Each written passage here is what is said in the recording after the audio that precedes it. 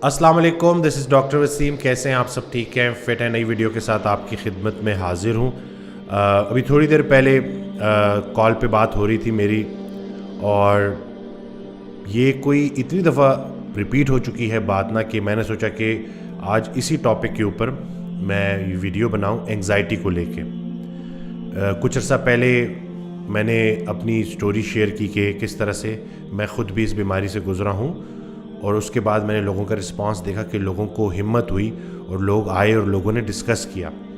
तो अभी जो सवाल था जो पेशेंट थे उनका, कि उनके दादा अब्बू बिल्कुल ठीक ठाक थे और एकदम से उनकी जो है डेथ हो गई, और कोई बीमारी भी ऐसी नहीं थी, और वो सदमा इतना ज़्यादा था कि उसके बाद इतनी वो गम हावी हो गया कि वो ख़ातून बताती हैं कि मुझे ऐसा लगा कि जैसे मैं भी मरने वाली हूँ। मौत का डर वो इतना ज़्यादा बन गया कि हर लम्हे पे ऐसा लगता कि बस दम घुट रहा है और बुलावा आ गया। तो एक बात जो मैं पहले भी बता चुका हूँ, दोबारा मैं रिपीट करूँगा कि मौत से ज़्यादा ख़तरनाक मौत का डर है। तो मैंने उनको यही बताया कि देखें, अल्लाह तो इतना इंसाफ करने वाला है कि उसने सांसें भी गिन के दी हैं, और जिसने ज़िंदगी दी है क्या वो ज़िंदगी वापस लेने का हक़ नहीं रखता? तो अगर वो हक़ रखता है तो फिर चुपचाप बेहतरीन इंसान वही है जो ज़िंदगी का शुक्र अदा करे और मौत का इंतज़ार करे। मौत वक्त से पहले आ नहीं सकती, जो वक्त के बाद ज़िंदगी ठहर नहीं सकती। तो मौजूद लम्हे पे राज़ी रहना है। एक चीज़ जिसको हम नहीं बदल सकते कि एक वक्त मुकर्रर है, लेट से मैं इस दुनिया में भेजा गया हूँ तो मेरा वापसी का एक टाइम सेट है। अल्लाह ने कुछ अरसे के लिए भेजा है कि जाओ, खाओ पियो, नेक काम करो, उस दुनिया में इस दुनिया के लिए कुछ काम कर जाओ, और आहिस्ता से जब अच्छे अच्छे काम करके गुनाहों से बचा के ख़ुद को नेकी के रास्ते पे चल के चुप चुप मेरे रास्ते की तरफ चलते चलते चलते चलते आहिस्ता से मेरे पास आ जाओगे। ठीक है?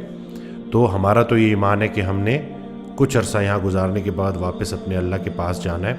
तो यकीन वालों के साथ मसला ये हुआ है कि वो शक में मुब्तला हो गए हैं। एंग्ज़ाइटी जो है ना, वो शक की बीमारी है। शक अंधेरा है और यकीन नूर है। तो हमने अपना यकीन स्ट्रॉन्ग करना है, और कलमा भी इजहार यकीन है, चंद अल्फाज नहीं है, इजहार यकीन है कि हम अल्लाह पे ईमान लाए, हम रसूलुल्लाह सल्लल्लाहु अलैहि वसल्लम को जो है वो आखिरी नबी मानते हैं, और जो अल्लाह ने हमें बातें बताई हैं उस पे हम अमल करते हैं, और एक दिन हमने अल्लाह के रूबरू होना है। तो उसके लिए हमने तैयारी पकड़नी है। उस ज़िंदगी का इंतज़ार तो कोई ऐसा शख्स ही कर रहा होगा जो इस ज़िंदगी में कुछ कर रहा है।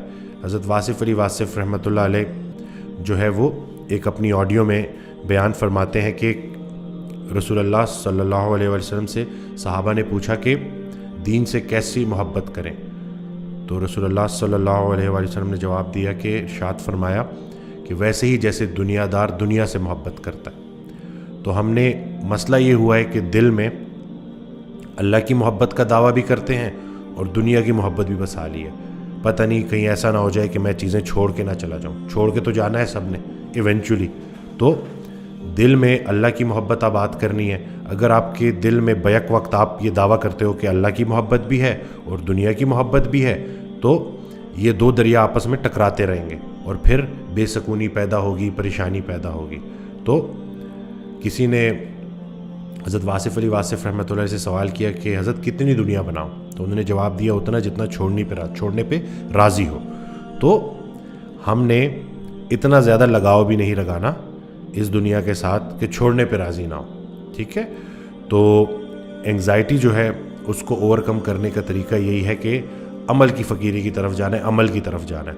उस दिन मैं एक क्लाइंट से कॉल पे बात कर रहा, पेशेंट से, तो कहते हैं कि जी मैंने बड़ी किताबें पढ़ ली हैं। तो मैंने उनको कहा कि अब और किताबें आपने नहीं पढ़नी, अब आपने इल्म की दुनिया से अमल की दुनिया में जाना है।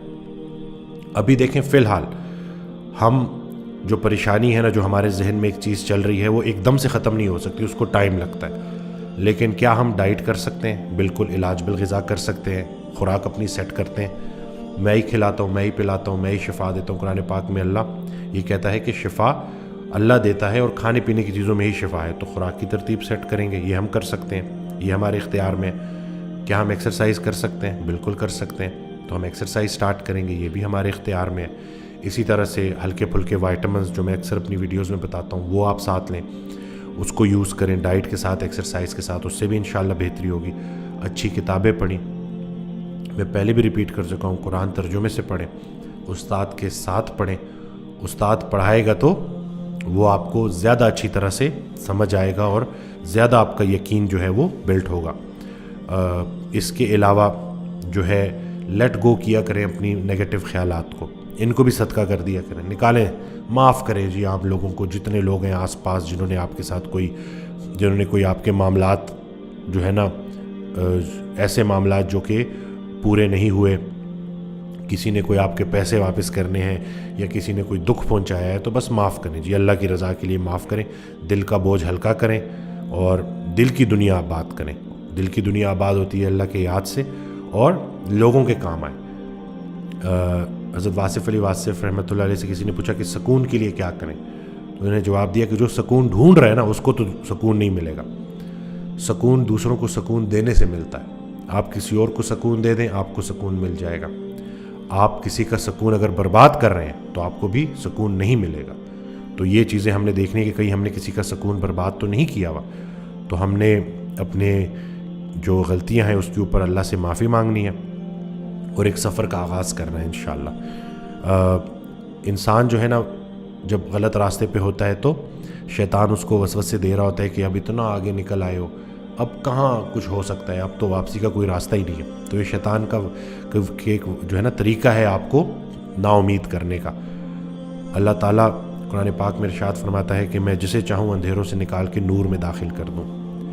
ایک اور جگہ ارشاد فرماتا ہے کہ اور میں جسے چاہوں اس کے جمی گناہ, اکٹھے گناہ جو پورے کے پورے اکٹھے ہوئے ہیں ان کو معاف کر دوں.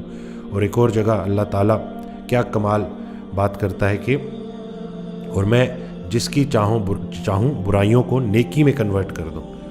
تو پر امید ہی رہے جی, اب موقع ہی موقع ہے. اللہ کی رحمت اللہ کے غضب پہ حاوی ہے, تو بس اللہ سے پر امید رہنا ہے اور عملی جو ہے نا زندگی گزارنی ہے, باعمل ہونا ہے, صحیح عمل کرنا ہے, اور انشاءاللہ آہستہ آہستہ آپ ان بیماریوں سے نکل آئیں گے. یہ شک کی بیماری ہے, وسوسوں کی بیماری ہے, اپنی اوپر زیادہ بوجھ ڈالنے کی ذمہ داری ہے. اللہ تو ہماری برداشت سے زیادہ بوجھ ہمارے اوپر نہیں ڈالتا, یہ ہم ہیں جو اپنی برداشت سے زیادہ چیزیں اپنے اوپر مسلط کر لیتے ہیں اور پھر ہم بیمار ہوتے ہیں. حضرت واصف علی واصف رحمۃ اللہ علیہ ایک آڈیو میں بیان فرماتے ہیں کہ اللہ تعالیٰ کہتا ہے کہ تو نے مجھ سے رزق مانگا, میں نے تجھے دے دیا, اور پھر تو نے خرچے بڑھا دیے. ٹھیک ہے, یعنی کہ وہ سمجھا رہے ہیں کہ پہلے ہم اللہ سے رزق مانگتے تھے, اللہ نے ہمیں پیسہ دے دیا, پھر ہم نے خرچے بڑھا دیے, اب پھر ہم پریشان بیٹھے ہوئے. تو ہم نے خیال عظیم رکھنا ہے اور زندگی سادہ رکھنی ہے. تو یہ باتیں ہیں, ان باتوں پہ اگر عمل ہو جائے گا تو انشاءاللہ آپ کی زندگی میں بہتری آ جائے گی. چینل کو سبسکرائب کرنا نہ بھولیے گا, ویڈیو کو شیئر کریں اور لوگوں کو بتائیں کہ دیکھیں, پر امید کریں کہ اللہ نے کوئی ایسی بیماری نہیں بنائی جس کی شفا نہ ہو. تو حال نہیں دیکھنا, خیال دیکھنا ہے, اور خیال بلند ہونا چاہیے, اللہ کی رحمت کی طرف ہونا چاہیے. دعا میں یاد رکھیے گا, اپنا بہت خیال رکھیے گا. اللہ حافظ.